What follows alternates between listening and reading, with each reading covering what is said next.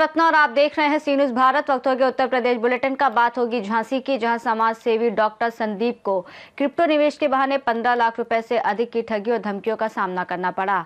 इसके साथ ही बात होगी रायबरेली की, जहां कुचरिया गांव में पुलिस पर दबंगों ने हमला किया, जिसमें आरक्षी कीर्ति कुमार घायल हुए और 2 आरोपी गिरफ्तार किए गए। ऐसी तमाम खबरों पर विस्तार से चर्चा करेंगे उत्तर प्रदेश बुलेटिन में। चित्रकूट में वामपंथी दलों ने सरकार द्वारा मनरेगा कानून से महात्मा गांधी का नाम हटाने और नए कानून को लागू करने के विरोध में करवी तहसील में जोरदार प्रदर्शन किया। सोमवार दोपहर 12 बजे आयोजित इस प्रदर्शन में उन्होंने मनरेगा कानून की प्रतियां जलाकर विरोध जताया। मार्क्सवादी कम्युनिस्ट पार्टी के सचिव मंडल सदस्य रुद्र प्रसाद मिश्र ने कहा कि मोदी सरकार मजदूरों और गरीबों के खिलाफ कानून बना रही है। मनरेगा कानून से गांधी जी का नाम हटाकर बीवीजी राम नाम से नया कानून लागू किया गया है, जिसमें मजदूरों के हितों की अनदेखी की गई है। उन्होंने बताया कि विपक्षी दलों की मांग के बावजूद संसद में बिना बहस के ध्वनि मत से ये कानून पारित कर दिया गया, जिसको लेकर वामपंथी दलों ने विरोध प्रदर्शन किया। आजकल ये कानून का प्रक्रिया जमाया गया, किसी उद्देश्य से जमाया गया। मोदी सरकार जो है मजदूर और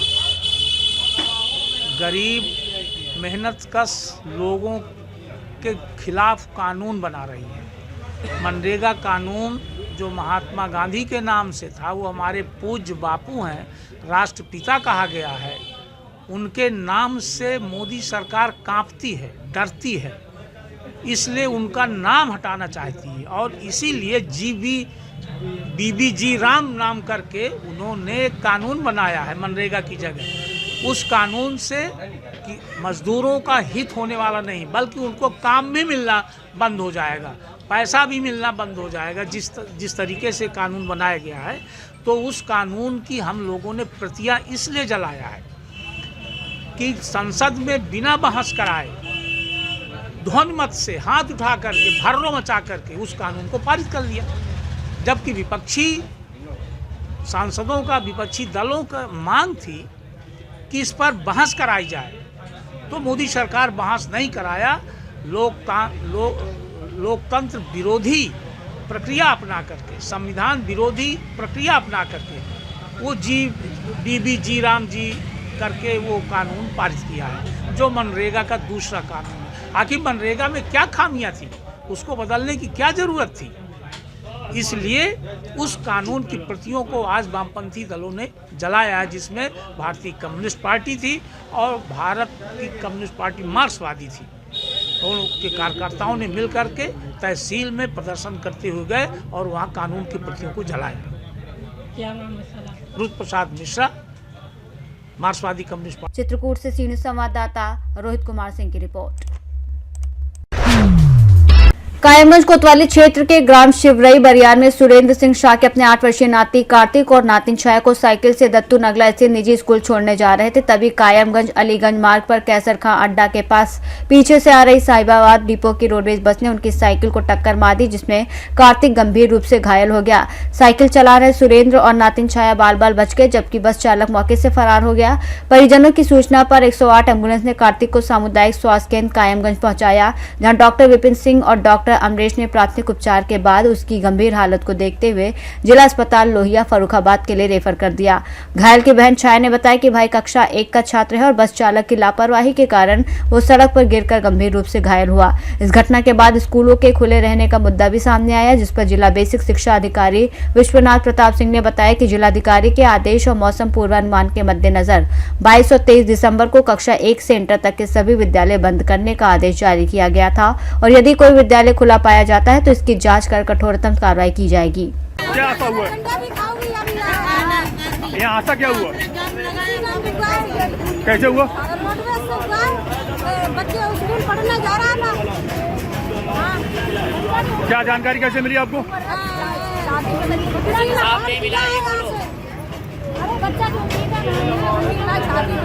आपको जानकारी कैसे मिली? फोन किया तब मैं लोग भाग के आए। जब आप यहाँ आए हैं तो आपने क्या देखा यहाँ पे? कुछ नहीं देखा, बच्चे को लेके भाग गए। हमने देखा पुलिस जाम लगा, हमें जाम भी लगाना नहीं दिया। आप क्या कार्रवाई चाहती हो? अब क्या कार्रवाई, कुछ कार्रवाई ना हो रही है। हम तो देख रहे हैं, हटा दिया, डंडे खाओगी। सरला देवी। कहाँ रहने वाली आप हैं? शिवरई बरियार। अच्छा, क्या हादसा हुआ? अरे सर, पहले इसका पति मारा गया। किसका? इसी का। शिवम का वो शिवम मारा गया तब कोई कार्रवाई नहीं हुई। अब फिर भी मतलब अब ये लोग रोक रहे हैं। आज क्या हादसा हुआ? आज तो उसका बेटा मारा एक्सीडेंट हो गया और पता नहीं बचेगा कि नहीं बचेगा। कैसे हुआ? कैसे हुआ? बस से हुआ। वो स्कूल जा रहा था। अच्छा, स्कूल पढ़ रहा था। हाँ, ये कितने साल का है? ये 8 साल का। क्या नाम बच्चे का? कार्तिक। कहाँ पढ़ रहा था ये? कहाँ पढ़ रहा है? स्कूल का नाम शायद पता नहीं है कहीं। जिलाधिकारी महोदय ने छुट्टी के आदेश दिए हैं, क्या स्कूल खुला हुआ था? हाँ, खुला। आज खुला। अच्छा, क्या पुलिस कार्रवाई अभी तक हुई है? अभी तो कुछ नहीं हुई। अभी कुछ नहीं हुई है और फिर भी रोड खुलवा रहे हैं। तो आपने क्या अभी मुकदमा वगैरह लिखवाया पुलिस थाने में? अभी तो कुछ नहीं, पता नहीं लिखा कि नहीं लिखा। जाम लगाया तो बोल दो। जाम हम लोगों ने जाम लगाया वो भी हटवा दिया। फर्रुखाबाद से सी न्यूज संवाददाता आदेश कुमार शर्मा की रिपोर्ट। फर्रुखाबाद के बड़पुर विकास खंड में भारतीय किसान यूनियन अखंड प्रदेश के प्रदेश अध्यक्ष नरेंद्र सोमवंशी और अन्य पदाधिकारियों ने नगर मजिस्ट्रेट संजय बंसल को ज्ञापन सौंपकर प्रदेश में समान बिजली बिल छूट न मिलने और स्मार्ट मीटरों के उपयोग पर रोक लगाने की मांग की। उन्होंने बताया कि वर्तमान छूट सभी उपभोक्ताओं तक नहीं पहुंच रही और इससे आम जनता, किसानों और मजदूरों के हितों की अनदेखी हो रही है, जिससे सबका साथ सबका विकास की नीति प्रभावित हो रही है।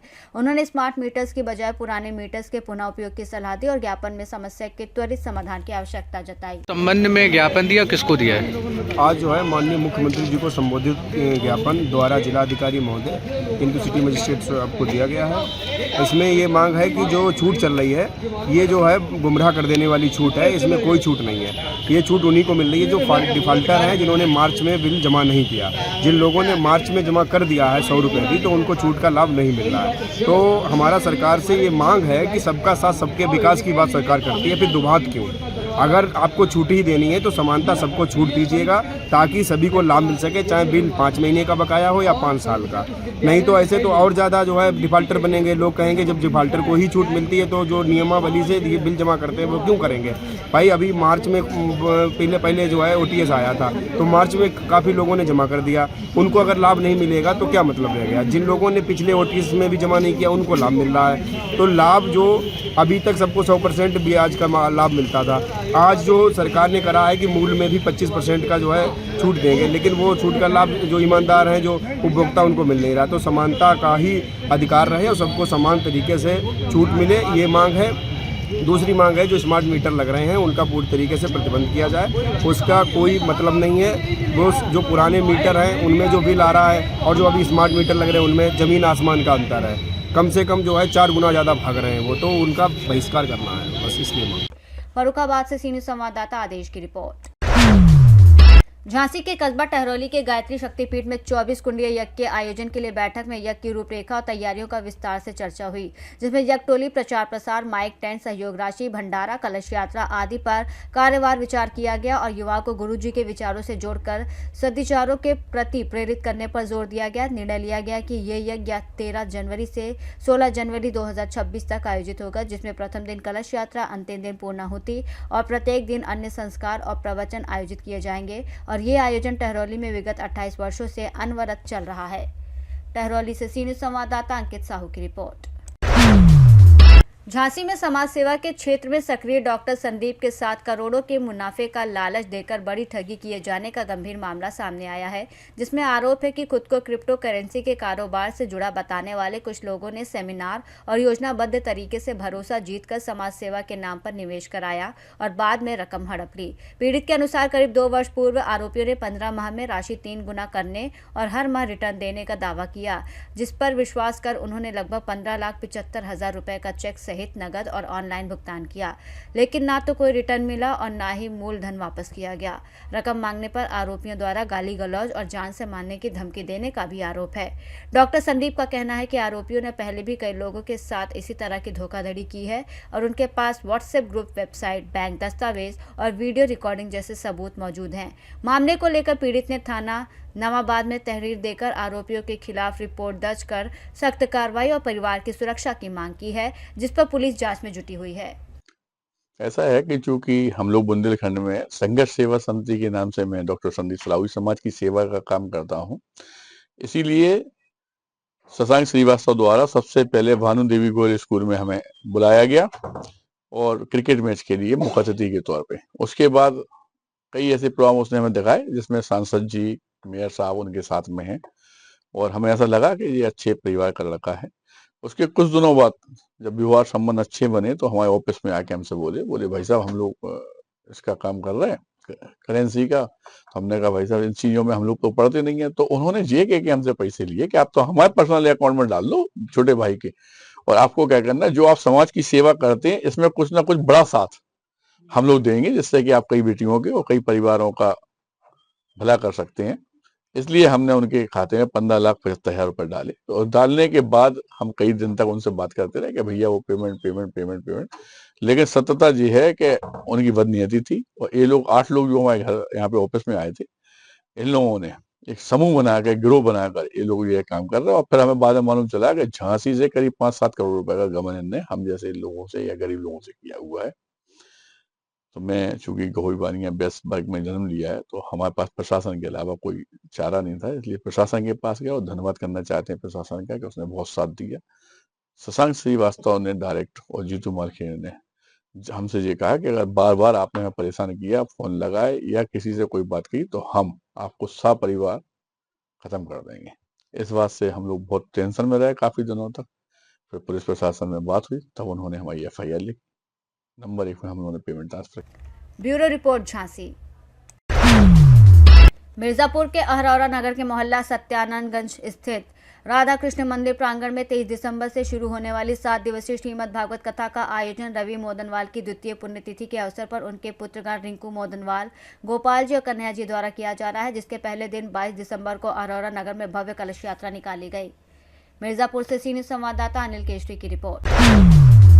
रायबरेली के भदोखर थाना क्षेत्र के कुचरिया गांव में 2 पक्षों के बीच चल रहे विवाद की सूचना पर पहुंची पुलिस टीम पर दबंगों ने ईंट पत्थरों से हमला कर दिया, जिसमें PRV में तैनात कांस्टेबल कीर्ति कुमार गंभीर रूप से घायल हो गए। हमले में आरक्षी की आंख में गंभीर चोट आई, जिसके बाद स्थानीय लोगों की मदद से उन्हें इलाज के लिए एम्स में भर्ती कराया गया। पुलिस ने मामले में त्वरित कार्रवाई करते हुए आरक्षी पर हमले के आरोप में शिव पूजन सिंह उर्फ बच्चा सिंह पुत्र राजेंद्र सिंह और चंद्रभान सिंह पुत्र रामेश्वर सिंह, दोनों निवासी कुचरिया को गिरफ्तार कर लिया है। गिरफ्तार दोनों आरोपियों को न्यायिक अभिरक्षा में जेल भेज दिया गया है। रायबरेली से सीनियर संवाददाता वीरेंद्र साहू की रिपोर्ट। सुल्तानपुर में केंद्र सरकार द्वारा मनरेगा योजना का नाम बदलने और बजट में कटौती के विरोध में कांग्रेस कार्यकर्ताओं ने जोरदार प्रदर्शन किया। कांग्रेस जिलाध्यक्ष अभिषेक सिंह राणा के नेतृत्व में और शहर अध्यक्ष शकील अंसारी की मौजूदगी में सैकड़ों कार्यकर्ताओं ने जिला कांग्रेस कार्यालय से पैदल मार्च निकालकर लालडिग्गी चौराहा, सुपरमार्केट, डाकखाना चौराहा, गंदा नाला और जिला चिकित्सालय होते हुए कलेक्ट्रेट पहुंचकर नारेबाजी की।